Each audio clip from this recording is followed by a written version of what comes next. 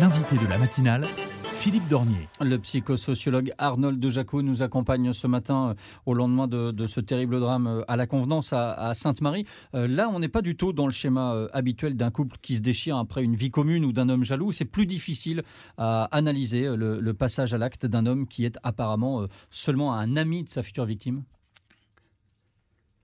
Oui, évidemment que c'est difficile à analyser. Mais en même temps, une situation aussi particulière doit nous alerter sur toutes les situations qui peuvent se produire et dans lesquelles la violence intraconjugale, domestique est prête à éclater. Je trouve que ça doit nous servir de leçon, ça doit nous servir d'alerte, ça doit nous servir de signal. Le comportement humain n'est pas maîtrisable comme ça. Les voisins n'en connaissent la plupart du temps rien, et quand ils en entendent quelques échos, on sait qu'ils ont de la difficulté à intervenir, à savoir que faire. Faut-il alerter? Faut-il se taire? Faut-il respecter l'intimité des gens en question? Donc, effectivement, nous sommes devant un mystère. Mais justement, entre des propos incohérents et un passage à l'acte, on ne peut pas soupçonner tout le monde? Si ces propos incohérents et si le passage à l'acte est annoncé, si on le voit, c'est clair que la responsabilité de n'importe quelle personne, n'importe quel citoyen, c'est de le signaler, c'est de ne pas rester muet, c'est de ne pas se dérober à sa responsabilité sociale. D'autant plus quand la personne souffre de problèmes psychologiques, ce qui semble le cas de cet agresseur, d'après les premiers éléments de l'enquête. Comment savoir si ce genre de personne représente un danger pour la société? Vous dites, il semble que c'est le cas de cette personne. Il semble, beaucoup de choses semblent.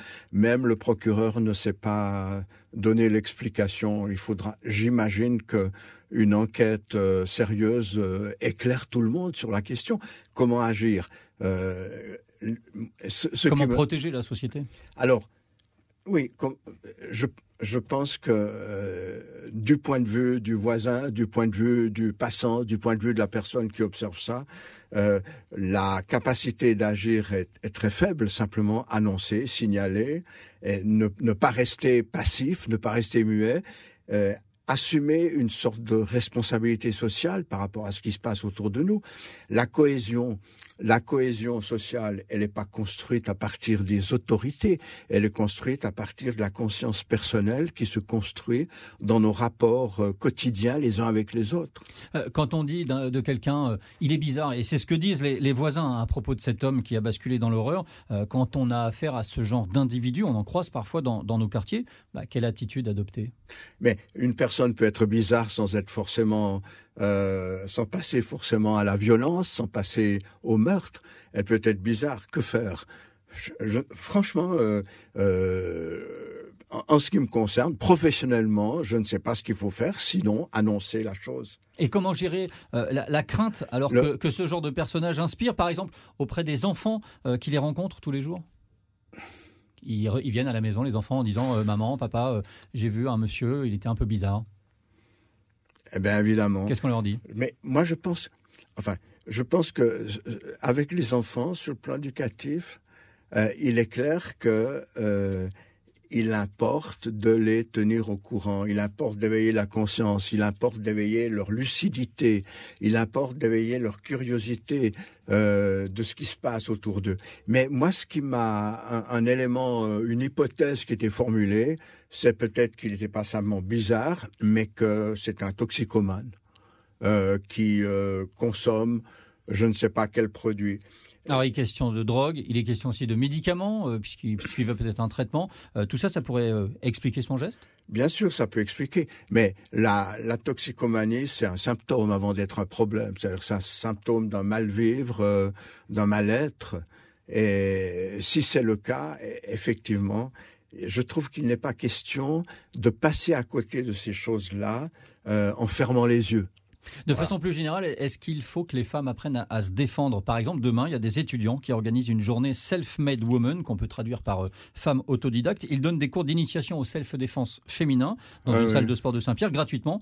Qu'est-ce que vous pensez de ce genre Oui, d'initiative? moi je suis partisan. Je suis partisan de cela. Je vois que beaucoup de filles aujourd'hui sont encore élevées dans la logique du masochisme victimaire, c'est-à-dire j'aime donc je souffre.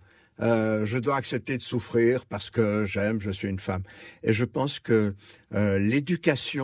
si l'éducation des garçons est importante, l'éducation des filles l'est tout autant.